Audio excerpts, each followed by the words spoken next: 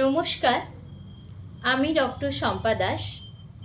আজ দাঁতের আরও একটি খুব পরিচিত সমস্যা, যা কিন্তু হয়তো অনেকেই আমরা এই সমস্যায় ভুক্তভোগী, সেই সমস্যার সমাধান নিয়ে কথা বলবো। কি সেই সমস্যা? না, আমাদের দাঁত শিরশির কেন করে? ঠান্ডা জল গরম জলে আমাদের দাঁতে শিরশিরানি অনুভব কেন হয়? এই শিরশিরানি অনুভবটা আমরা অনেকেই খুব একটা গুরুত্ব দিই না।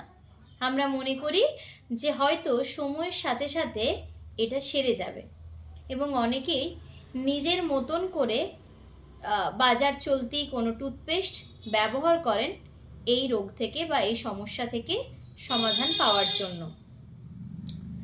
তো আমি বলি যে এই শিরশিরানিটা কেন হয়? আমাদের মুখে যে দাঁত থাকে, এই দাঁতের অনেকগুলি লেয়ার বা স্তর থাকে। কি কি সেই লেয়ার? আমাদের যে দাঁত, তার যে বাইরের সাদা অংশটা আমরা দেখতে পাই, সেটাকে বলা হয় এনামেল।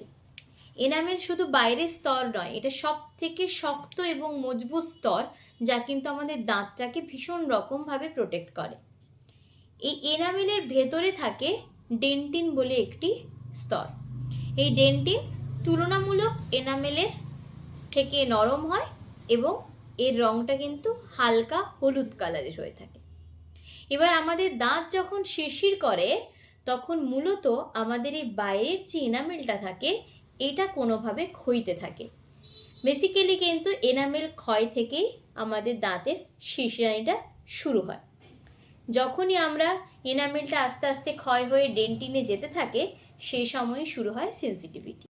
অনেকগুলো কারণে আমাদের এই এনামেল লস হতে পারে, কিন্তু এই এনামেল লস হলে সবার প্রথম যে সমস্যাগুলো দেখা দেয়, তার মধ্যে হচ্ছে দাঁত শিরশির করতে থাকে, ঠান্ডা জল গরম জলে অসুবিধে হতে থাকে, এবং দাঁতের কালার কিছুটা আস্তে আস্তে হলদেটে হয়ে যায়।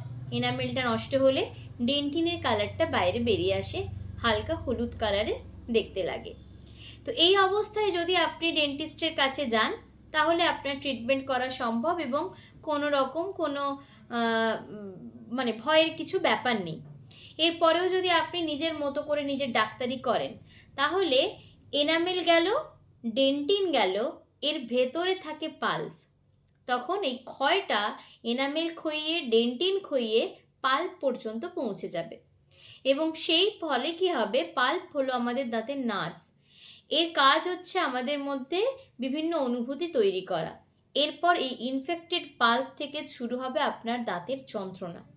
তখন কিন্তু আপনাকে আরসিটি রুট ক্যানাল ট্রিটমেন্ট বা দাঁতটা তুলে ফেলে দেওয়া, এই রকম কিছু একটা জায়গায় পৌঁছতে হবে। আর যখনই পাল্পটা ইনফেক্টেড হয়ে যাবে, তখন এই রোগটা যেটা হবে সেটাকে বলা হয় পালপাইটিস। তো তাহলে কি হলো? যখন আপনার প্রথমেই এনামেল লস হচ্ছে, সেন্সিটিভিটি হচ্ছে, রোগটাকে বাড়িয়ে না রেখে তৎক্ষণাৎ আপনি ডেন্টিস্টের সাথে যোগাযোগ করুন এবং ট্রিটমেন্ট করান। মনে রাখবেন, সব ক্ষয় সময়ের সাথে সাথে সেরে গেলেও দাঁতের ক্ষয় কোনোভাবেই সময়ের সাথে সাথে সারে না। তাই নিজের ডাক্তারি নিজে না করে যদি কোনো রকম সমস্যার সম্মুখীন হন, তাহলে অবিলম্বে আপনার নিকটবর্তী ডেন্টিস্টের সাথে যোগাযোগ করুন, দাঁতের চিকিৎসা করান। আপনি ভালো থাকুন, আপনার দাঁতকে ভালো রাখুন। নমস্কার।